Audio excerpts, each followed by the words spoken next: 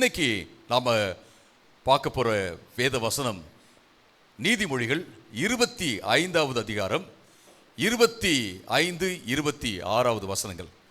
நீதிமொழிகள் 25, 25, 26. தூர தேசத்திலிருந்து வருகிற நற்செய்தி களைத்த ஆத்மாவுக்கு கிடைத்த குளிர்ந்த தண்ணீர் போல் இருக்கும். கொடியவனுக்கு முன்னால் தளர்வடையும் நீதிமான் சேறு நிறைந்த நீரூற்றை போலவும் அசுத்தம் அடைந்த கிணற்றை போலவும் இருக்கிறான். நீதிமொழிகள் 25, 25, 26. தூர தேசத்திலிருந்து வருகிற நற்செய்தி களைத்து போன ஆத்மாவுக்கு கிடைத்த குளிர்ந்த தண்ணீர் போல் இருக்கும். கொடியவனுக்கு முன்னால் தளர்வடையும் நீதிமான் சேறு நிறைந்த நீரூற்றை போலவும் அசுத்தமடைந்த கிணற்றை போலவும் இருக்கிறான். நம்ம நீதிமொழிகளை இன்டர்பிரேட் பண்ணும்போது, வியாக்கியானம் பண்ணும்போது, அந்த கவிதை நடையில் இருக்கிற அந்த உருவகங்கள் இருக்குல்ல, இமேஜரிஸ் இருக்குல்ல, அதை நம்ம சரியாக பார்த்து இன்டர்பிரேட் பண்ணி வியாக்கியானம் பண்ணுறது ரொம்ப ரொம்ப முக்கியமான ஒரு காரியம். சில வேளைகள் நம்ம இமேஜரிஸை இமேஜரியாக எடுக்காமல், உருவங்களாக எடுக்காமல், அதை லிட்ரலாக அப்படின்னா எழுத்தின்படி அப்படியே நம்ம வியாக்கியானம் பண்ணோம்னா தப்பாக போயிடும். ஃபார் எக்ஸாம்பிள், எங்கள் வாத்தியார் இது எப்படி இந்த வியாக்கியானம் எப்படி நடைமுறைப்படுத்தப்படுகிறதுன்னு சொல்லிட்டு காமிச்சார். எப்படி காமிச்சார் அப்படின்னா, நம்ம சொல்கிறீங்களா, மீன் போன்ற விழிகள், மீன் போன்ற விழிகள் அப்படின்னா மீனை போல ஒரு விழியை என்ன செய்யலாம், கண்ணை நம்ம வரைகிறோம்னு வச்சுக்கலாம். மாதுளம் போன்ற பற்கள் அப்படின்னு வச்சுக்கோங்க. மாதுளம் போன்ற ஒரு பற்கள், மாதுளம் பழத்தை அப்படியே அதை பாதியை வெட்டி போட்டோம்னா எப்படி இருக்கும் அப்படின்னு யோசிச்சு பாருங்களேன். இப்படியே வர்ணனை பண்ணிட்டு கார்மேக கூந்தல் ஓகே, இதெல்லாம் வரைஞ்சி பார்த்தோம்னா அந்த பெண் அழகாக இருப்பாங்களான்னு அழகாக இருக்க மாட்டாங்க. அப்படியே லிட்டரலாக எடுத்தோம்னா அழகாக இருக்க மாட்டாங்க. பட் ஆனால் அதை கவிதை நிலையில் இந்த உருவகத்தினுடைய அர்த்தம் என்ன அப்படிங்கிறத நாம் வைத்து நம்ம பார்த்தோம் அப்படின்னோம்னா நிச்சயமாக நமக்கு தெரியும், ஓ இது அழகாக ஏதோ ஒன்று சொல்லுது அப்படின்னு சொல்லிட்டு. அதே போல தான் நீதிமொழிகளில் நாம் உருவகங்கள்லாம் நிறையா இருக்குது, இமேஜரிஸ் நிறையா இருக்குது. அந்த இமேஜரிஸை, உருவகங்களை நாம் சரியாக புரிஞ்சுக்கிட்டோம் அப்படின்னோம்னா சரியாக நம்ம வியாக்கியானம் செய்ய முடியும் அப்படிங்கிறத நம்ம பார்க்குறோம். இப்போ இன்னைக்கு நம்ம பார்க்க போகிற டாபிக் என்ன அப்படின்னா, உங்களுடைய உத்தமம் மற்றவர்களுக்கு ஜீவனை தரும். உங்களுடைய உத்தமம் மற்றவர்களுக்கு ஜீவனை தரும் அல்லது மற்றவர்களை புதுப்பிக்கும், உற்சாகப்படுத்தும் அப்படிங்கிறத பார்க்க. உங்களுடைய உத்தமம், என்னுடைய உத்தமம், நம்முடைய உத்தமம் மற்றவர்களை உயிர்ப்பிக்கும், புதுப்பிக்கும், உற்சாகப்படுத்தும் அப்படிங்கிறத பார்க்குறோம். Your integrity refreshes others. Your integrity refreshes others. இங்கே நம்ம என்ன பார்க்குறோம் இந்த வசனங்களில், 2 வசனங்களில், நீதிமொழிகள் 25, 26, தூர தேசத்தில் இருக்கிற ஒருத்தவங்க ஒரு நல்ல செய்தி அனுப்பிச்சாங்கன்னு வச்சுங்களேன், அது நமக்கு மனசுக்கு களைத்து போன சோர்வடைந்த நம்முடைய மனசுக்கு அது நல்லா இருக்கும் அப்படின்னு சொல்றதை பார்க்குறோம். நல்லா இருக்குன்னு சொல்றதை விட அது குளிர்ந்த நீரை போல இருக்குமா. நீங்கள் களைச்சி போய் இருக்கும்போது நல்லா குளிர்ச்சியான நீர் கொடுத்தாங்கன்னா எப்படி இருக்கும், அது போல ரிஃப்ரெஷிங்காக உங்களுக்கு உற்சாகம் மூட்டுகிற, புத்துணர்ச்சி கொடுக்குற ஒரு காரியமாக அது இருக்கும் அப்படிங்கிறத பார்க்குறோம். அந்த ஒரு 20 வருஷத்துக்கு முன்னாடிலாம் எஸ்டிடி இருந்துச்சு, இப்போ எஸ்டிடி பூத்தே இல்லை. இப்போ இமெயில் கூட கம்மியாக தான் இருக்குது. இமெயில் இருக்குது, ஆனால் போஸ்டல் சர்வீசஸ் நம்ம அதை யூஸ் பண்ணுறதில்ல, தபால் அனுப்புறது கிடையாது. ஆனால் எஸ்டிடி பூத்து இருந்தபோது பார்த்தீங்க அப்படின்னா, யாராவது கூப்பிட்டாங்கன்னா, நல்ல செய்தி வந்துச்சுன்னா ஓகே, திடீர்னு கூப்பிட்டாங்க அப்படின்னா என்னமோ நமக்கு கால் பண்ணாங்க பாருங்க என்ன அப்படின்னு ஒன்று எடுப்பாங்க. நல்ல செய்தினா ஓகே. அதே போல தான் டெலகிராம்னாவே பயந்துருவாங்க. டெலகிராம் நான் அப்பா குணமடைந்து விட்டார் அப்படின்னு வந்துச்சுன்னா அப்பாடா அப்படின்னு இருக்கும். அப்பா ரொம்ப கிரிட்டிக்கலி இல் அப்படின்னு வந்துச்சுன்னா ஐயோ என்ன நடந்துச்சுன்னு தெரியலையே அப்படின்னு யோசிப்பாங்க. தூர தேசம், நமக்கு தெரியாத ஒரு காரியம் அல்லது நம்ம எக்ஸ்பெக்ட் பண்ணுறோம் ஆனால் அது எப்படி நடக்கும்னு தெரியல அப்படிங்கிற ஒரு விஷயத்தை குறித்த ஒரு நல்ல செய்தி நமக்கு வந்துச்சு அப்படின்னா நம்ம என்ன செய்கிறோம், சந்தோஷம் அடையும். வா, சாப்பிட்ட மாதிரி இருக்குது, எனக்கு சாப்பாடே வேணாம் அப்படின்னு நம்ம சொல்லிடுறோம். அது ஒரு நல்ல குளிர்ந்த தண்ணி குடிச்சது போல இருக்குது. அதுக்கப்புறம் ஒரு காரியத்தை சொல்றார், கொடியவனுக்கு முன்னால், ஒரு கெட்டவனுக்கு முன்னால், ஒரு அதாவது துன்மார்க்கனுக்கு முன்பாக ஒரு நீதிமான் தளர்வடையும் போது, துன்மார்க்கனுக்கு எதிர்கொண்டு நீதியில தைரியத்தில் நிற்க முடியாம அவன் தளர்வடையும் போது, சோர்வடையும் போது, அவன் காலெல்லாம் இது எப்படின்னு கேட்டீங்கன்னா சோர்ந்து போயிட்டு நிற்க முடியாம கீழே விழுந்தான் அப்படின்னா அது எப்படி, அது எதை போல இருக்கு அப்படின்னா சேறு நிறைந்த நீரூற்றை போல. நீங்க நீரூற்றெல்லாம் நிறைய பார்த்துருப்பீங்க. வயக்காடில் போகும்போது அல்லது மற்ற இடங்களில் போகும்போது, நாங்கள் ஷிம்லாவில் இருந்தபோது பார்த்தீங்கன்னா வண்டியில் போகும்போது சில இடங்களில் நீரூற்று வந்துகிட்டே இருக்கும். நல்ல சூப்பரான ஸ்வீட் வாட்டர், ரொம்ப நல்ல தண்ணியாக இருக்கும், நல்ல க்ளீனான வாட்டர், பியோர் வாட்டராக இருக்கும். ஆனால் அந்த தண்ணி வந்து மழை வந்துருச்சுன்னு வச்சுங்களேன், மழை வந்து கொஞ்சம் நேரத்தில் அப்படியே சேரெல்லாம் கலந்து வரும். அங்கே அந்த நேரத்தில் யாரும் அதை போயிட்டு குடிக்க முடியாது.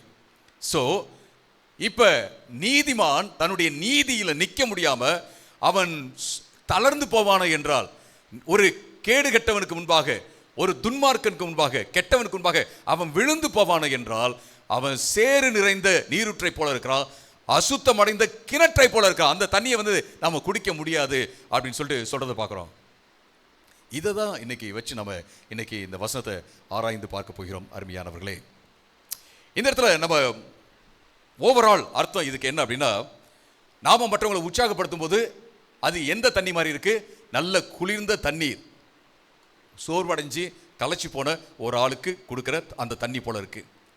அதே போல நாம கஷ்டம் என்ன வந்தாலும் ஆண்டவருக்காக நிற்கும் போது, நீதியோட நிற்கும் போது, அது எதை போல இருக்கு அப்படின்னா, அதுவும் மற்றவங்களுக்கு நல்ல ஒரு ஊற்று போல இருக்கிறது. ஊற்றுக்கு வந்து பார்த்தீங்கன்னா நிறைய இடத்துல ஜீவ தண்ணீர்னு போட்டுப்பாங்க. அது வந்து வேற ஒன்றும் இல்லை, ஓடிக்கிட்டே இருக்கிற தண்ணீர், அதாவது நிற்காத ஓடுற தண்ணி அப்படின்றத பார்க்குறோம். அப்போ நம்ம ஒரு நல்ல ஊற்றை போல இருக்கிறோம் அப்படிங்கிறத மறந்துக்கூடாது.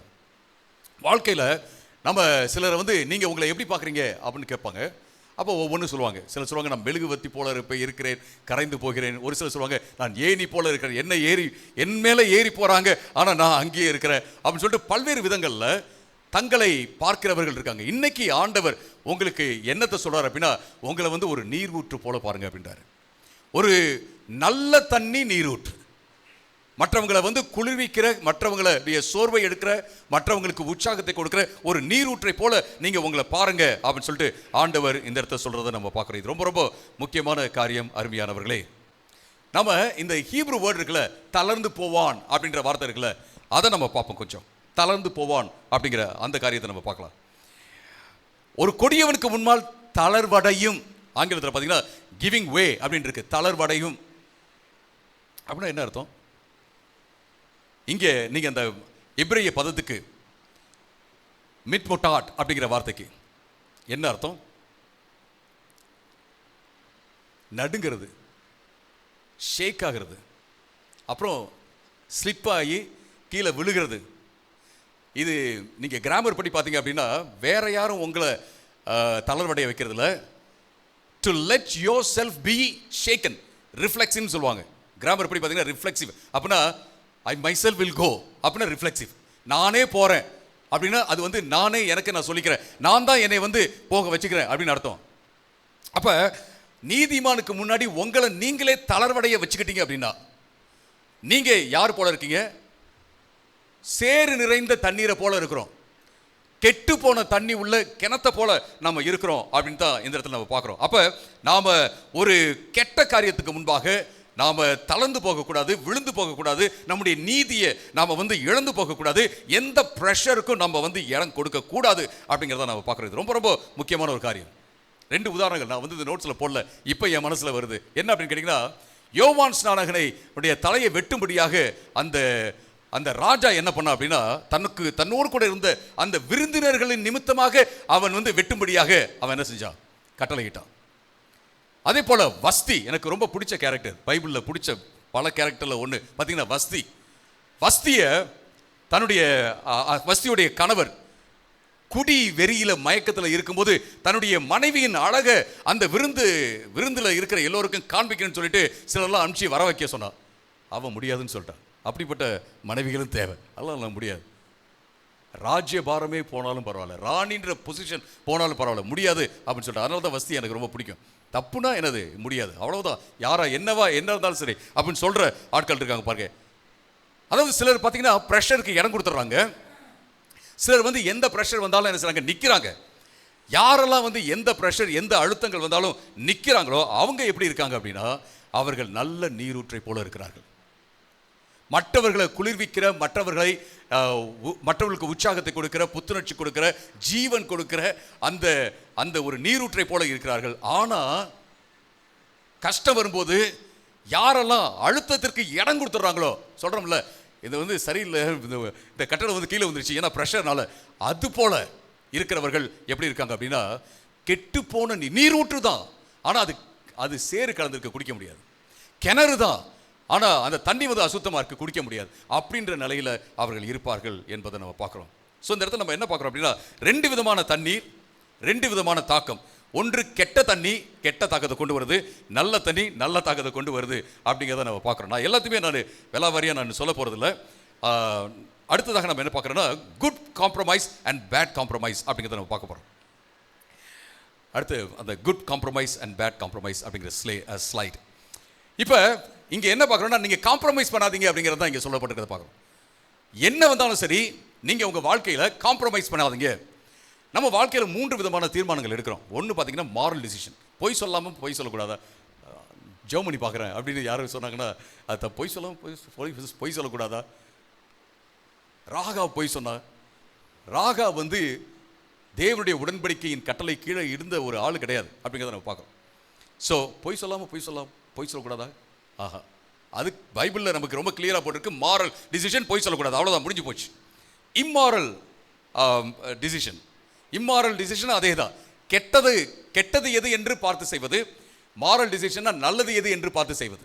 ஓகே, அடுத்தது ஏ மாரல். அப்படின்னா இது மாரலும் கிடையாது, இம்மாரலும் கிடையாது. ஃபார் எக்ஸாம்பிள், நம்மளாம் கடைக்கு போகிறோம், ரெஸ்டாரண்ட்டுக்கு போகிறோம், போய் சாப்பிடும்போது நீங்கள் என்ன சாப்பிட்றீங்க? நான் இட்லி சாப்பிட்லான் இருக்கேன். இட்லியா, அது பாவம் அப்படின்னு யாரும் சொல்ல போகிறது கிடையாது. டீயா காஃபி அப்படின்னா காஃபி அப்படின்னு சொல்கிறது பாவம் கிடையாது. டீயும் காஃபி எது வேணாலும் குடிக்கலாம். இது வந்து ஏமாறல்.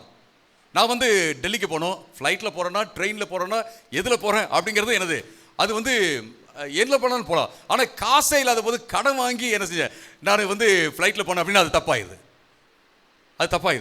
வீட்டில் வந்து காசு இல்லை, சாப்பாடுக்கே வழி இல்லை அப்படின்னும் போது நான் வந்து கடன் வாங்கி நான் ஃப்ளைட்டில் போனோம்னு சொல்லிட்டு நான் போயிட்டு வரேன். அப்புறம் வீட்டில் எல்லாம் கேட்குறாங்க, சாப்பாடுக்கு இல்லை ஏங்க எப்படி அப்படின்னு கேட்டாங்கன்னா அது தப்பாயிருது. பாருங்க எப்படி நம்முடைய டிசிஷன் ஏமாறலாக இருந்தாலும், மாறல் அதாவது இம்மாறல் அப்படின்னு நம்ம பார்க்க முடியாது அப்படின்னு இருந்தாலும் அது ஒரு இடத்துல என்னது தப்பாயிருது அப்படிங்கிறத பார்க்குறோம். இந்த மாதிரி வாழ்க்கையில் நம்ம டிசிஷன் எடுத்துகிட்டே இருக்கிறோம். அப்போ நம்ம வந்து காம்ப்ரமைஸ் பண்ணலாமா பண்ணக்கூடாதா அப்படிங்கிற ஒரு கேள்வி வருது இல்லைங்களா. ஒரு தலைவனாக, ஒரு கிறிஸ்தவனாக நம்ம வாழ்க்கையில் காம்ப்ரமைஸ் பண்ணலாமா பண்ணக்கூடாதா அப்படிங்கிற ஒரு கேள்வி வருது. அப்போ தான் நம்ம என்ன பார்க்குறோம்னா, நல்ல காம்ப்ரமைஸ் இருக்குது, கெட்ட காம்ப்ரமைஸ் இருக்குது. ஒரு செடி வந்து வளையவே இல்லை அப்படின்னாலும் என்னது, அது வந்து நல்லா இருக்காது, கொஞ்சம் வளைஞ்சு கொடுக்கணும். நேராகவே நின்றுச்சுன்னா அது சீக்கிரம் உடஞ்சி போயிடும். நான் அப்படி தான் இருந்தேன். 24 வயசில் நான் மிஷனரியாக போன போது யாராவது சர்ச்சுக்கு லேட்டாக வந்தாங்கன்னு வச்சுங்களேன், என்னால் டைஜஸ்ட் பண்ண எப்படி, ஏன்னா நான் லேட்டாக போனதே கிடையாது. சர்ச்சுக்கு லேட்டாக போனால் சாபம். பட் இருந்தாலும் ஆண்டவரை நேசிக்கிறேன். எப்படி வேலைக்கெல்லாம் போகலாம், இதுக்கெல்லாம் போகலாம், எல்லாத்துக்கும் டைம் போயிடும். இதுக்கு ஆண்டவர் ஹல்லேலூயா, அதுக்கு டைம் இல்லாத வாழ்க்கை உயிரே போகட்டும் அப்படின்னு நினச்ச ஆள். இப்போ நான் அப்படி தான் நினைக்கிறேன். ஆனால் மற்றவங்களுக்காக நான் அப்படி யோசிக்க முடியாது, எனக்காக மட்டும் தான் நான் யோசிக்க முடியும். ஆனால் அந்த அறிவு அப்போ இல்லை. மற்றவங்களுக்காக நான் யோசிப்பேன், எப்படிங்க நீங்கள் லேட்டாக வரீங்க, எங்க சொல்லுங்கள் எப்படிங்க லேட்டாக வரீங்க அப்படின்னு என்னால் டைஜஸ்ட் பண்ண முடியாது. இந்த 24 வயசு இந்த யங் பிளட், என்னங்க எப்படிங்க லேட்டாக வரீங்க, ரொம்ப மனசு வருத்தத்தோடு. இப்போ காஃபியும் கொடுத்தாலும் எனக்கு வீட்டுக்கு போனால் காஃபிலாம் எனக்கு முக்கியமாக கிடையாது, எப்படி லேட்டாக வரீங்க, அதுதான் எனக்கு ஃபோக்கஸ். ஆனால் அப்போ தான் கொஞ்சம் கொஞ்சமாக லேட்டாக வருகிறவர்கள் வரதான் செய்வார்கள். அது அவங்களுக்கு நீ இழப்பு, அவங்கவுங்க தீர்மானம் எடுத்துக்கணும் இல்லைங்களா. அப்போ என்ன செய்யணும், நான் ஒரு உதாரணத்துக்கு நான் தரேன், உதாரணத்துக்கு நான் சொல்கிறேன். அப்போ நான் என்ன செய்யணும், வளைஞ்சு கொடுக்கணும். நம்ம என்ன செய்ய முடியாது, நம்ம வந்து யாரையும் வருத்திலாம் நம்ம பண்ண முடியாது. அவங்கவுங்க மனம் திரும்பணும், அவங்க யோசித்து பார்க்கணும், சொல்லிக்கிட்டே இருக்க முடியாது அப்படிங்கிறத என்ன செஞ்சேன் அப்புறம் நான் புரிஞ்சுக்கிட்டேன். அது வந்து அவங்களுக்கு நல்லது. எனக்கு இப்போ நான் வந்து டைமுக்கு வந்து அப்படின்னா எனக்கு திருப்தியாக இருக்குது, ஆண்டவரை கனப்படுத்தினேன் அப்படிங்கிற இதுக்கு எனக்கு திருப்தியாக இருக்குது. அப்போ ஒவ்வொருத்தவங்களும் என்ன செய்யணும், தீர்மானம் எடுக்கணும். அப்போ என்ன செஞ்சேன், நான் கொஞ்சம் வளைஞ்சு கொடுக்க ஆரம்பித்தேன். கொஞ்சம் என்ன செய்வோம், வளைஞ்சு கொடுப்போம், ஒன்றும் பிரச்சனை இல்லை அப்படின்னு வளைஞ்சு கொடுக்க ஆரம்பித்தேன். லீடர்ஸ் வந்து கொஞ்சம் என்ன செய்யணும், வளைஞ்சு கொடுக்கணும். நம்ம எல்லாரையும் எனக்கு அப்போ எப்படின்னு கேட்டால், அந்த உலகத்தை என்ன செய்யணும், ஒரு மாதத்தில் மாற்றிடணும். ஹல்லேலூயா, ஜெபம் பண்ணி எப்படி உருண்டு பிறண்டு செத்தாலும் பரவாயில்ல, அந்த மாதிரி ஒரு இது. அப்புறம் தான் நம்ம அப்படிலாம் மாற்ற முடியாது. எத்தனையோ மிஷனரிஸ் போயிட்டே இருக்காங்க, செத்து இருக்கிறாங்க, ஆனால் மாறவே இல்லை மக்கள். எவ்வளோ இயேசு கிறிஸ்துவே வந்து சொல்ற, அவரே சிலுவையில் போட்டாங்க. நம்ம என்ன செய்வோம், கொஞ்சம் என்ன செய்வோம், வெயிட் பண்ணலாம், பொறுமையாக இருக்கலாம். ஒரு அண்ணன் இருக்கார், அவர் சொல்லுவார், ரொம்ப வளைக்காத உடஞ்சிருந்தா அப்படின்வார். சரி, ரொம்ப அப்போ ரொம்ப வளைக்கிறோமோ, நம்மளும் நம்ம இது நம்மளும் நேராக நிற்கக்கூடாது, ஸோ நம்ம வளைஞ்சு கொடுக்கலாமா, கொஞ்சம் காம்ப்ரமைஸ் பண்ணலாமா, அப்போ நல்ல காம்ப்ரமைஸ்ன்னு இருக்கா, கெட்ட காம்ப்ரமைஸ்ன்னு இருக்கா அப்படிங்கிறத நான் யோசிக்க ஆரம்பித்தேன். அதை நான் இப்போ உங்களோட ஷேர் பண்ண போகிறேன். ஃபர்ஸ்ட் வந்து பேட் காம்ப்ரமைஸ், கெட்ட காம்ப்ரமைஸ். அது எப்படி இருக்கு அப்படின்னா, கெட்ட காம்ப்ரமைஸ் எதை சொல்லுது அப்படின்னா, ஆண்டவருக்கு உண்மையாக இல்லை என்பதை சொல்லுது. கெட்ட காம்ப்ரமைஸ் ஆண்டவருக்கு உண்மை இல்லை. ஆண்டவருக்கு உண்மையாக இல்லாமல் வளைந்து கொடுத்தோம் என்றால் அது என்னது? கெட்ட காம்ப்ரமைஸ். அப்படி வச்சுக்கணும். ஆண்டவருக்கு உண்மையாக இருந்து வளைந்து கொடுத்தோம் என்றால் அது நல்ல காம்ப்ரமைஸ். ஆண்டவர் சொல்ல நான் கேட்கிறேன், ஆண்டவருடைய கட்டளையை நான் வந்து உடைக்கல, ஆனா என்ன செய்றேன்? நான் வளைஞ்சு கொடுக்குறேன், நோ ப்ராப்ளம். ஆண்டவர் சொல்றதை நான் கேட்கல, அதை நான் உடைக்கிறேன், கீழ்ப்படியில அப்படின்னா என்னது? அது கெட்ட காம்ப்ரமைஸ். இதான் ரொம்ப இம்பார்ட்டன்ட். அப்ப இங்க நம்ம என்ன பார்க்குறோம் அப்படின்னா, கெட்ட காம்ப்ரமைஸ் எப்படி இருக்கும்? ஆண்டவருக்கு கீழ்ப்படியாம போறது, ஆண்டவருக்கு வந்து உண்மையா இல்லாம போறது, இல்ல நமக்கு ஏதாவது பெனிஃபிட் கிடைக்காம போயிருமா அப்படின்னு யோசித்து காம்ப்ரமைஸ் பண்றது, நம்முடைய சேஃப்டியை பார்த்து காம்ப்ரமைஸ் பண்றது, அப்புறம் வந்து பாத்தீங்கன்னா பயந்துகிட்டு காம்ப்ரமைஸ் பண்றது, மற்றவங்க நம்மளை வந்து ஏற்றுக்கொள்ளாம போனாங்கன்னா எப்படி அப்படின்னு காம்ப்ரமைஸ் பண்றது. அது மட்டுமல்ல, நாம எப்படி இருக்குன்னு கேட்டீங்கன்னா, இந்த அதாவது நம்மளை சார்ந்து, ஆண்டவர் சார்ந்து, நம்ம இந்த உலகத்தை டகார்னு மாத்திர முடியாது, இந்த சேலத்தை வந்து மாத்திர முடியாது. அப்ப என்ன செய்யணும்? எல்லாருமே நீதிமான்கள்லாம் கிடையாது. அப்ப என்ன செய்யணும் அப்படின்னு கேட்டீங்கன்னா, நாம கொஞ்சம் அவர்களுக்கு பொறுமையாக இருந்து அவர்களோடு கூட கொஞ்சம் நடந்து போவது ரொம்ப ரொம்ப முக்கியமானது அப்படிங்கிறத பார்க்குறோம். அது மட்டுமல்ல, நம்ம ஆண்டவருக்கு உண்மையாக இருந்து அதன் மூலமாக ஒரு தாக்கத்தை மக்கள் மேலே கொண்டு வராமல் நம்ம வளைஞ்சு கொடுத்தோம் அப்படின்னம்னா அது எனது கெட்ட காம்ப்ரமைஸாக மாறிடுது. கெட்ட காம்ப்ரமைஸ். நீங்க பார்த்தீங்க அப்படின்னா, தானியேலுடைய வாழ்க்கையில் பார்த்தீங்க அப்படின்னா, தானியேல் அப்படிங்கிற ஒரு இளம் வாலிபன் அவனுடைய நண்பர்களோடு சேர்ந்து பாபிலோன் தேசத்துக்கு கைதியாக எடுத்துக்கொள்ளப்படுறாங்க. நீங்க தானியேல் புத்தகத்தை வாசிங்கன்னா உங்களுக்கு தெரியும். கைதியாக எடுத்துக்கொள்ளப்பட்டு அங்கே சேர்க்கப்படுறாங்க. கைதிகளாக இருக்கிற வாலிபர்கள்ல நல்ல புத்தி உள்ளவங்க, அழகா இருக்கிறவங்க, ஆரோக்கியமா இருக்கிறவங்க, அரிஸ்டோக்ராட்டிக் ஃபேமிலி, இவங்களெல்லாம் அந்த ராஜா என்ன செய்யறான்னா செலக்ட் பண்ணி அவங்கள வந்து தன்னுடைய அரசாங்கத்தில் வேலை செய்வதற்காக பயிற்சி வைக்கிறான். அப்ப பயிற்சி வைக்கும் போது அவர்கள் என்ன செஞ்சாங்க? பயிற்சி வைக்கப்பட்டு அரசாங்க வேலையில இருந்தபோது, பெரிய அதிகாரிகளாக இருந்தபோது அவங்க என்ன பண்ணாங்க அப்படிங்கிறது நமக்கு வந்து எப்படி வந்து நம்ம சரியான விதத்தில் வளைந்து கொடுக்கலாம், எப்படி நம்ம சரியான விதத்தில் வளைந்து கொடுக்க கூடாது அப்படிங்கிறத நமக்கு சொல்கிறது அப்படிங்கிறத பார்க்குறோம். ஃபர்ஸ்ட் தானியேல், நீங்க இமேஜின் பண்ணிக்கங்க, பயங்கரமாக ஒரு தாக்குதல் எருசலேம் மேல வந்துருச்சு, இஸ்ரவேல் தேசத்து மேல வந்துருச்சு, யூதா தேசத்து மேல வந்துருச்சு. அங்க இருக்கிற வாலிபர்கள் மற்ற வாலிபர்கள் எல்லாரையும் பிடிச்சிக்கிட்டு போறாங்க, தரத்தரன்னு இழுத்துட்டு போறாங்க. அங்கே போயிட்டு எல்லாத்தையும் செலக்ட் பண்ணுறாங்க. இவன் நல்லா இருக்கிறான், இவன் கொஞ்சம் ஸ்மார்ட்டாக இருக்கிறான், இவனெல்லாம் நம்ம யூஸ் பண்ணிக்கலாம்னு சொல்லிட்டு எல்லாத்தையும் செலக்ட் பண்ணி கொண்டு போகிறாங்க. அதுக்கப்புறம் அவங்களுக்கு பயிற்சி கொடுக்குறாங்க. ராஜாவுடைய ஒரு இடத்துல வச்சு என்ன செய்றாங்க? அவனுக்கு நல்லா சாப்பாடெல்லாம் கொடுத்து அவங்கள வந்து பயிற்சி வைக்கிறாங்க. அப்படின்னு நீங்கள் நினச்சி பார்த்துக்கோங்க. இப்போ நான் சொல்கிற விஷயத்தை நீங்கள் என்னோட சேர்ந்து பாருங்கள். நீங்கள் தானியேல் 1வது அதிகாரம் 8வது வசனத்திலிருந்து 16வது வசனம் வரைக்கும் நீங்கள் வாசிக்கும் போது, அங்கே தானியேல் மற்றும் அவருடைய நண்பர்கள் என்ன சொல்றாங்க அப்படின்னா, ராஜாவுக்கு கொடுக்கப்பட்ட அந்த சாப்பாடு எங்களுக்கு வேண்டாம், ராஜாவிடத்திலிருந்து வருகிற சாப்பாடு எங்களுக்கு வேண்டாம் அப்படின்னு அவங்க சொல்றாங்க. நாங்க என்ன செய்றோம்? நாங்க காய்கறிகள், பருப்பு இதை மட்டும் நாங்க சாப்பிட்றோம். அந்த அதிகாரி, இவங்களை வந்து கவனிச்சுக்கிறதுக்கு இருக்கிற அதிகாரி, அப்பா இந்த மாதிரிலாம் பண்ணா நான் தான் மாட்டிக்குவேன் அப்படின்னு சொல்றாரு. இல்ல, நீங்க என்ன செய்ய, எங்களுக்கு கொஞ்சம் டைம் கொடுங்க, நாங்க இந்த டயட்டை நாங்க சாப்பிட்றோம். ஏன் அப்படின்னா, நாங்க ராஜாவுடைய பதார்த்தத்தின் மூலமாக எங்களை அசுத்தப்படுத்திக் கொள்ள விருப்பப்படவில்லை. அந்த வார்த்தை தான் ரொம்ப இம்பார்ட்டன்டான ஒரு வார்த்தை.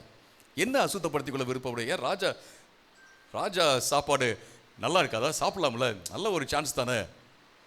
ஒருவேளை பல்வேறு காரணங்கள் இருக்கிறதுக்கு வாய்ப்பு இருக்கு. ஒன்று, விக்கிரகங்களுக்கு படைக்கப்பட்ட சாப்பாடாக இருக்கிறதுக்கு வாய்ப்பு இருக்கு. அல்லது இவர்கள் இஸ்ரேல் மக்கள் வந்து எது சாப்பிடலாம் சாப்பிடக்கூடாது, அசுத்தம் சுத்தம் அப்படின்னு வச்சிருந்தாங்க. ஸோ அசுத்தமான மிருகங்களுடைய, அசுத்தம் என்று இவர்களால் கருதப்பட்ட மிருகங்களுடைய அந்த மாம்சமும் அங்கே வைக்கப்படுவதற்கு வாய்ப்பு இருக்கு. அது மட்டுமல்ல, ராஜாவுடைய சாப்பாடை சாப்பிட்டோம்னா ராஜாவுக்கு வந்து கடமைப்பட்டவர்களாக மாறிவிடுவோமே அப்படிங்கிற எண்ணத்தில் கூட என்ன செஞ்சுக்கலாம், எனக்கு வேண்டாம் அப்படின்னு சொல்லிட்டு அவங்க சொல்லியிருக்கலாம். எதுவாக இருந்தாலும் அந்த வார்த்தை என்னன்னா, ராஜாவுடைய பதார்த்தத்தினால எங்களை நாங்கள் அசுத்தப்படுத்திக் கொள்ள முடியாது அப்படின்னு சொல்லிட்டு 100% நிராகரிக்கிறத நம்ம பார்க்குறோம். வாலிபர்கள் அவங்க வந்து அகதிகள், கைதிகள். அவங்க ராஜா சொல்றதெல்லாம் கேட்டுக்கொள்வதற்கு நிறைய ரீசன்ஸ் இருக்கு, ஆனாலும் முடியாது அப்படின்னு அவங்க சொல்றதை பார்க்குறோம். அடுத்தது, நீங்க தானியேல் 3வது அதிகாரத்தில் நீங்க பார்த்தீங்க அப்படின்னா 16லேருந்து 18 வரைக்கும் நீங்க பார்க்கும்போது, அங்க ராஜா சொல்றாரு, நான் ஒரு சிலையை செஞ்சு வச்சிருக்கேன், அந்த சிலைக்கு நீங்க வந்து வணக்கம் செலுத்தணும், சிலையை வந்து வணங்கணும் அப்படின்னு அவர் சொல்றாரு. முதல் இதில் பார்த்தீங்கன்னா ராஜாவுடைய சாப்பாடை சாப்பிட்டா அது பேட் காம்ப்ரமைஸ், அது வந்து தவறான ஒரு வளைந்து கொடுத்தல் அப்படின்னு நம்ம சொல்லலாம், தவறான ஒரு காரியம். இந்த இடத்துல பார்த்தீங்கன்னா ராஜா செஞ்ச அந்த அந்த சிலையை வணங்குங்க அப்படின்னு அவர் சொல்றாரு.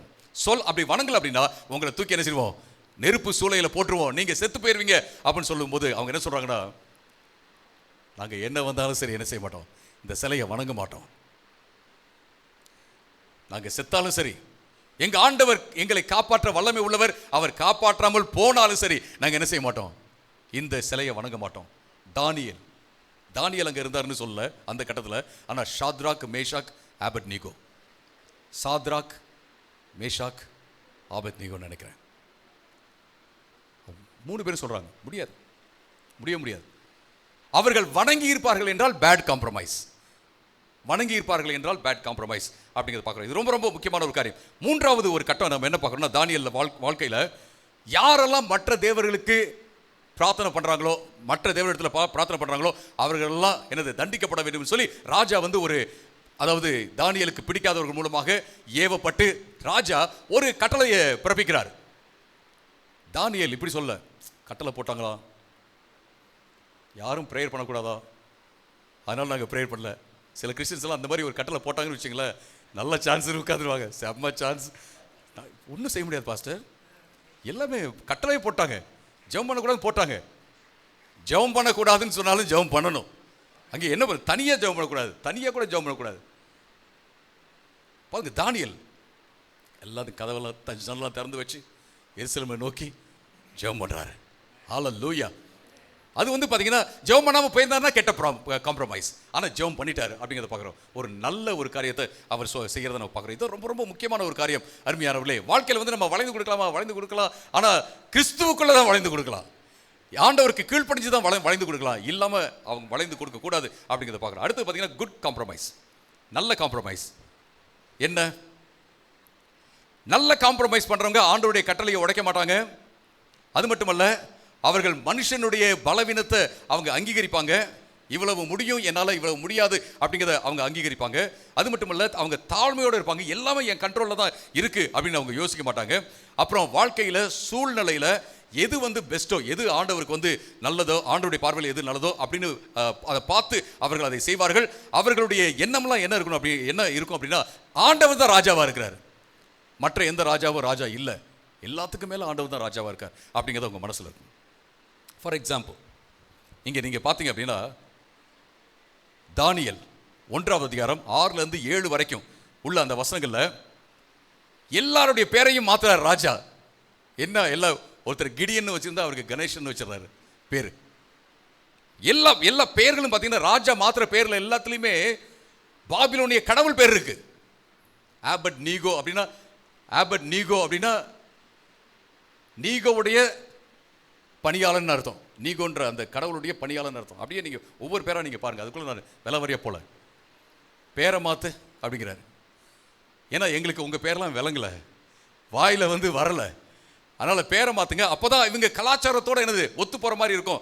பேரில் ஒன்றுமே இல்லை, ஒவ்வொரு பேருக்கும் கணேசன்றது கூட அதுக்கு ஒரு அழகான ஒரு அர்த்தம் இருக்கும், முருகன்றதுக்கு ஒரு அழகான அர்த்தம் இருக்கும், ஒவ்வொன்றுக்கும் ஒரு அர்த்தம் இருக்கிறது.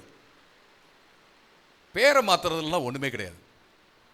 அதனால தான் நான் வந்து பேப்டிசத்தில் பேரை மாற்றுறதே இல்லை. நான் சொல்லுவேன், பேரெல்லாம் மாற்றுறதெல்லாம் கிடையாது, இல்லை பேர் இல்லை, பேரை மாற்றுறதுன்னா நீங்கள் என்ன செய்யுங்க, போயிட்டு கெசட்டில் போயிட்டு மாற்றிக்கங்க. ஏன்னா நான் பேரை மாற்றணும்னா நீங்கள் சர்ச்சுக்கு வர அந்த சண்டே வரீங்கள ஒரு 1.5 மணி நேரம் 2 மணி நேரம், அப்போ மட்டும் தான் உங்கள் பேரை என்ன சொல்லுவாங்க, ஆல்மோஸ்ட் பிரதர் வந்து விட்டார் அப்படின்னு சொல்லுவாங்க. மற்ற நாட்கள்லாம் ஆனந்தராஜ் வந்துட்டார், ஏன்னா அதுலேயே இருக்கும் almost Anandaraj brother, Anandaraj sir அப்படின்னு கூப்பிடுவாங்க. அங்கெல்லாம் போயிட்டு காலையிலேருந்து அவர் என்னது, காலையில் 8 மணிலேருந்து இல்லை 9 மணிலேருந்து 7 மணி வரைக்கும் அவர் ஆனந்தராஜ் தான் கூப்பிட்றாங்க, அதை மாற்ற மாட்டேன்றாரு. ஆனால் சர்ச்சுகளில் வந்து ஆல்மோஸ்ட்னு மாற்றிடலாம் பாஸ்டர் அப்படின்றாரு. பேரெலாம் பேர் உண்மையிலே மாற்றணுன்னா என்ன செய்யுங்க, போயிட்டு அங்கே அரசாங்க பதிவில் என்ன செய்யுங்க, நீங்கள் மாற்றிக்கங்க. இங்கே மாற்றுறதுல பிரயோஜனமே கிடையாது. அவ்வளவு வைராக்கியம் வந்துச்சுன்னா பேரை மாற்றணும், அங்கே போய் மாற்றுங்க. அதான் நான் பேரை இது வந்து ஆக்சுவலி நான் பண்ணவும் கூடாது, அதை ஆள் மாறாட்டம் பண்ணுற பாருங்க, நான் பண்ணவும் கூடாது. ஸோ பேரை மாற்றுறதுல compromise. It's okay, no problem. இப்போ பேரை மாற்றிக்கிறேன், நான் ஏதோ ஒரு நல்ல ரானல்டு ரீகன் அப்படின்னு பேரை வச்சுக்கிறப்ப வச்சுக்க, ஒன்றுமே பிரச்சனை இல்லை. நீங்கள் ரானல்டு ரீகன் வச்சாலும் சரி, ராம்னு வச்சுட்டாலும் சரி, ஒன்றும் பிரச்சனை கிடையாது. அவங்களும் யோசித்தாங்க, பார்த்தாங்க, இவங்க எப்படி இருந்தாலும் பேரை மாற்ற போறாங்க. அதனால ஆனால் எங்களுக்குள்ள இருக்கிற ஆண்டவரை மாற்ற முடியாது. ஹல்லேலூயா. நாங்க ஆண்டவருக்கு கீழ்ப்படுகிறோம், அதை மாற்றவே முடியாது. நீங்க சிலையை வணங்கினா வணங்க மாட்டோம், அதுக்கு பதிலாக சாவோம். ஜெபம் பண்ணக்கூடாதுன்னா நாங்கள் என்ன செய்வோம்? ஜெபம் பண்ணுவோம், அதுக்கு பதிலாக நாங்கள் சாவோம். ஆனால் நீங்கள் என்ன வேணாலும் பண்ணிக்கங்க, எங்கள் விசுவாசத்தை மாற்ற முடியாது அப்படின்னு சொல்லிட்டு அவங்க சொல்றது பார்க்குறோம். அடுத்து பார்த்தீங்கன்னா ரெண்டாவது அவங்க காம்ப்ரமைஸ் பண்ணுறது என்ன அப்படின்னா, நீங்கள் தானியேல் 1வது அதிகாரத்தில் 4-5 அப்புறம் 17வது வசனத்தை நீங்கள் வாசி பார்த்தீங்கன்னா, பாபிலோனிய இலக்கியங்களையும் மற்ற சாஸ்திரங்களையும் அவர்கள் கற்றுக்கொண்டார்கள், பாபிலோனிய மொழியையும் அவர்கள் கற்றுக்கொண்டார்கள் அப்படிங்கிறத பார்க்குறோம். சிலர்லாம் பார்த்தீங்கன்னா சில கிறிஸ்தவர்கள் இருக்காங்க, பகவத்கீதையை படிக்கவே மாட்டாங்க. படிங்க, இது என்ன இருக்குன்னு பாருங்க அப்படின்னா தொட்டாவே ஓ, நான் குரான்லாம் படிச்சிருக்கேன், பகவத்கீதையும் படிச்சிருக்கேன், அங்கங்கே படிச்சிருக்கேன், நான் ராமாயணமும் படிச்சிருக்கிறேன். அங்கங்கே போயிட்டு என்னெல்லாம் இருக்கு, எல்லாம் சொல்றதெல்லாம் இருக்கா அப்படின்னு நான் பார்த்துருக்கேன். தப்பு கிடையாது. ஆண்டவர் என்ன செய்ய மாட்டார்? அடிச்சிட மாட்டார். பவுலே சொல்றாரு, உங்களுடைய கவிஞன் சொல்றாரு அப்படின்னு சொல்றாரு. அப்படின்னா பவுலுக்கு தெரிஞ்சிருக்கு அன்னைக்கு கிரேக்க பிலாசபி எப்படி இருந்துச்சு, அப்புறம் கிரேக்க கவிதைகள்லாம் எப்படி இருந்துச்சு, அவருக்கு தெரிஞ்சிருக்கு. அதே போல தான் சிலர் இன்னொரு எக்ஸ்ட்ரீம் இருக்காங்க. இந்து மக்கள் எப்படின்னு கேட்டிங்கன்னா, நீங்கள் டிராக்டர் கொடுத்தா கூட தொடவே மாட்டாங்க. டிராக்டர் இல்லை இப்போ வாங்கிக்கங்கன்னா தொட்டா என்ன செய்யும்? ஒன்றும் இல்லை. நீங்கள் ஹிந்தி பேசினாலும் சரி அல்லது தமிழ் பேசினாலும் சரி, அந்த லாங்குவேஜில் ஒன்றுமே கிடையாது. நீங்கள் படிக்கிறதுல, ஆனால் முக்கியமாக பைபிளை நல்லா படிக்கணும். ஓகே, பைபிளில் நல்லா தேர்ச்சி அடைஞ்சு நல்லா புரிஞ்சுக்கணும். அதுக்கப்புறமேட்டு வாசிக்கிறது எந்த பிரச்சனையும் கிடையாது. நம்ம மற்ற புஸ்தகத்தை படிக்கிறது எந்த பிரச்சனையும் கிடையாது. இலக்கியங்களை படிச்சுக்கிறது ரொம்ப பிரச்சனை இல்லை. சிலலாம் பார்த்தீங்கன்னா சயின்ஸு நான் படித்தேன் பாஸ்டர், ஆனால் நான் படித்ததை விட அதிகமாக ஜெபம் தான் பண்ணேன், நான் மார்க் வாங்கிட்டேன் அப்படின்னா அந்த மாதிரி ஆட்கள்லாம் நான் சயின்டிஸ்டாக ஏற்றுக்கவே மாட்டேன். நான் ஒரு லேப் வச்சுக்கேன்னா அந்த மாதிரி ஆட்கள்லாம் நான் ஏற்றுக்க மாட்டேன். ஏன்னு கேட்டிங்கன்னா, நீங்கள் மார்க் வாங்கிடலாம், மக்கப் பண்ணி என்ன செய்யலாம், போய் எழுதிடலாம், ஆனால் புரியுதுன்னா புரியல. சிலர்லாம் அப்படி இருக்காங்க, ரொம்ப எக்ஸ்ட்ரீம் போயிறாங்க. நான் அப்படி ஜெபம் பண்ணிகிட்டே இருப்பேன். நீங்கள் சயின்டிஸ்டாக இருக்கலாமா, சயின்ஸ் படிக்கலாமா, படிக்கலாம், ஹிஸ்ட்ரி படிக்கலாமா, படிக்கலாம், ஜியாகிரபி படிக்கலாமா, படிக்கலாம், அல்லது மற்ற மதங்கள்லாம் என்ன சொல்கிறாங்க அப்படிங்கிறத ஆராய்ச்சி பண்ணி பார்க்கலாமா, அதில் தப்பே கிடையாது. இன்னைக்கு கிறிஸ்தவம் இன்னைக்கு வரைக்கும் ஸ்ட்ராங்காக நிற்கிறதுக்கு காரணம் என்ன அப்படின்னா, நீங்கள் எந்த தத்துவத்தையும் எந்த கோட்பாடுகளையும் நீங்கள் கொண்டு அதனுடைய வெளிச்சத்தில் கூட என்ன செய்யலாம், நீங்கள் பைபிளை பார்க்கலாம். அப்பொழுதும் கூட பைபிள் என்ன செய்யணும், எல்லாவற்றை காட்டிலும் தலையோங்கி நிற்கும். ஹல்லேலூயா, பிரைஸ் தி லார்ட். இன்னைக்கு இதுவரைக்கும் உலகத்திலேயே நீங்க என்ன வேணாலும் கிரிட்டிசைஸ் பண்ணுங்கன்னு ஃப்ரீடம் கொடுத்த ஒரே புஸ்தகம் வேத புஸ்தகம் மட்டும்தான். நீங்க வேற புஸ்தகத்தை ஏதாவது சொல்லி பார்க்கலாம், உங்களை ஆன்டை இண்டியன் சொல்லிடுவாங்க, இல்லை உங்களை கொல்ல வந்துடுவாங்க. வேற புஸ்தகத்தை பற்றி நீங்கள் சொன்னீங்க அப்படின்னா, நான் சொல்றது சாதாரண இந்த கிரிட்டிசிசம் கிடையாது, இந்த யூடியூப்ல சொல்றது கிடையாது. அதாவது நிறைய கிரிட்டிசிசம் இருக்கு. அதாவது தாறுமாற பைபிளை கிரிட்டிசைஸ் பண்ணியும் கூட இன்னைக்கும் உலகத்தில் ஒரு பெரிய புஸ்தகமாக நிற்கிறது பைபிள் மட்டும் தான், வேற எதுவுமே கிடையாது. ஆனால் நம்ம கவலைப்பட தேவையில்லை. லாங்குவேஜ் கற்றுக்கணுமா, இதை படிங்க, இதை படிச்சு பாருங்க அப்படின்னா ஓகே, நோ ப்ராப்ளம், வாங்க படிச்சு பார்க்கலாம், ஒன்றும் பிரச்சனை கிடையாது. அதில் காம்ப்ரமைஸ் பண்ணலாம். ஆனால் தானியேல் மற்றும் அவருடைய நண்பர்கள் எப்படி இருக்காங்கன்னா, ஆனால் எங்களை நீங்கள் மாற்ற முடியாது, எங்கள் விசுவாசத்தை மாற்ற முடியாது, எங்களுக்குள்ள இருக்கிற தேவனை நீங்க எடுத்து போட முடியாது அப்படிங்கிறத வைராக்கியமாக இருக்கிறார்கள் அப்படிங்கிறத பார்க்குறோம். அதுக்கு மூன்றாவது என்ன பார்க்குறோம் அப்படின்னா, அவர்கள் பாபிலோனிய அரசாங்கத்துக்கு சேவை செஞ்சாங்க. எங்களை அகதிகளாக கொண்டு இங்கே போட்டு இவங்களுடைய எல்லாத்தையும் எல்லாம் கற்றுக் கொடுத்து எல்லாம் வச்சு இங்கே இவங்களுக்கு வேலை செய்ய வைக்கிறாங்களா, நாங்களாம் வேலை செய்ய முடியாது, எல்லாம் 9 மணிக்கு ஆஃபீஸ், நான்லாம் வர முடியாது அப்படிலாம் சொல்லவே இல்லை. இன்ஃபேக்ட் பார்த்தீங்கன்னா எல்லாரை காட்டிலும் இவங்க தான் எக்ஸலண்ட்டாக வேலை செஞ்சாங்க. தானியேலும் அவருடைய நண்பர்கள் பார்த்தீங்கன்னா எல்லாத்த காட்டிலும் எக்ஸலண்ட்டாக இன்னும் அதிகமாக அவங்க வேலை செஞ்சாங்க. யாரையும் போயிட்டு கொல்லலை, யாரையும் போயிட்டு திருடலை, யாரையும் ஏமாத்தலை. கவர்மெண்ட்டுக்கு என்ன செஞ்சாங்க, அவங்க உண்மையாக இருந்து வேலை செஞ்சாங்க அப்படிங்கிறத பார்க்குறோம். கைதியாக இருந்த போதும், அகதியாக இருந்த போதும், வேறு ஒரு தேசத்தில் இருந்த போதும், அங்கே உள்ள கடவுள்கள்லாம் வேறாக இருந்த போதும், ராஜாவும் கூட ஒரு அந்நிய ராஜா, புறஜாதி ராஜாவாக இருந்த போதும் அங்கேயும் போயிட்டு வேலை செஞ்சாங்க, உண்மையாக இருந்தாங்க அப்படிங்கிறத பார்க்குறோம். ரொம்ப இம்பார்ட்டன்ட். நீங்கள் நானும் எங்கே இருக்கிறீங்கன்னு அப்படிங்கிறதுலாம் கிடையாது, நம்ம எந்த அளவுக்கு ஆண்டவருக்கு உண்மையாக இருக்கிறோம் அந்த இடத்துல அப்படிங்கிறது ரொம்ப ரொம்ப முக்கியமான ஒரு காரியம். அருமையானவர்களே, இன்றைக்கி நீங்கள் வாட்டர் பொல்யூஷன் இந்தியாவில் எப்படி இருக்குது அப்படின்னு பார்த்தீங்கன்னா, வாட்டர் பொல்யூஷன் இந்தியாவில் 70% மேல் மட்டத்தில் இருக்கிற தண்ணி இருக்கு இல்லைங்களா, சர்ஃபேஸ் லெவல் வாட்டர் பயங்கரமாக அசுத்தமாக இருக்குது. நம்ம குடிக்கிற அளவுக்கு சுத்தமான தண்ணி கிடையாது இன்றைக்கி இந்தியாவில் 70% அப்படிங்கிறத பார்க்குறோம். அது மட்டுமல்ல, 4 கோடி லிட்டர் அன்ட்ரீட் பண்ணப்படாத வேஸ்ட் வாட்டர் இன்னைக்கு வந்து டிஸ்சார்ஜ் ஆகிட்டே இருக்கு. அதுவும் மக்களுக்கு அது பார்த்தீங்கன்னா எங்கே போய் கலக்குது? ஆற்றுல, அப்புறம் ஏரியில். அன்ட்ரீட்டட் வாட்டர் அப்படின்னு இந்த ஃபேக்ட்ரியிலேருந்து வருது. ஆக்சுவலாக என்ன அப்படின்னா, அந்த ஃபேக்ட்ரியிலேருந்து வர வாட்டரை, கழிவு நீரை வந்து அவங்க ட்ரீட் பண்ணி தான் அவங்க அனுப்பணும். ஆனால் யாரும் ட்ரீட் பண்ணுறது கிடையாது. அந்த தண்ணி எல்லாம் போயிட்டு அசுத்தமாக்குது. எதை அசுத்தமாக்குது? ஏரிகளையும் நதிகளையும் அசுத்தமாக்குறது அப்படிங்கிறத பார்க்குறோம். இப்போ 2025 வரைக்கும் நம்ம பார்த்தோம்னா, India recorded 296 polluted river sketches, including 37 critically polluted sketches across 14 states. அப்புறம் நீங்கள் மேலேருந்து பார்க்கும்போது பார்த்தீங்கன்னா, எதெல்லாம் பொல்யூட்டடான ரிவர்ஸாக இருக்கோ அது எல்லாமே நமக்கு தெரியும் அப்படிங்கிறத பார்க்குறோம். 296 பொல்யூட்டட் ஸ்ட்ரெச்சஸ் இருக்குது. நீங்கள் சேட்டலைட்லேருந்து பார்க்கும்போது, மேலேருந்து பார்க்கும்போது, ஏர்வியூலேருந்து பார்க்கும்போது அப்படி இருக்குது. அப்புறம் பார்த்துங்க, தண்ணி. நீங்கள் எத்தனை பேர் யமுனா பார்த்துருக்கீங்கன்னு தெரியல. நான் யமுனாவிலேருந்து மீன் வந்திருக்கு அப்படின்னு நான் வாங்கவே மாட்டேன். ஏன்னு கேட்டிங்கன்னா, நீங்கள் யமுனா கரையோரமாக இந்த இதில் நீங்கள் போனீங்கன்னா டெல்லியில் அப்படியே என்ன அந்த ஃப்ராத் இருக்குல்ல, நுரையோட அப்படியே கருப்பாக தான் இருக்கும் தண்ணி. அதுலேருந்து மீன் பிடிச்சிட்டு வரேன்னா, ஐயோ எனக்கு இந்த மீனை வேண்டாம் அப்படின்னு சொல்லிடுவேன் நான். கங்கை, யமுனா, மற்ற எல்லா ஆறுகளுமே இன்னைக்கு அசுத்தமாக இருக்கு. யாரெல்லாம் வந்து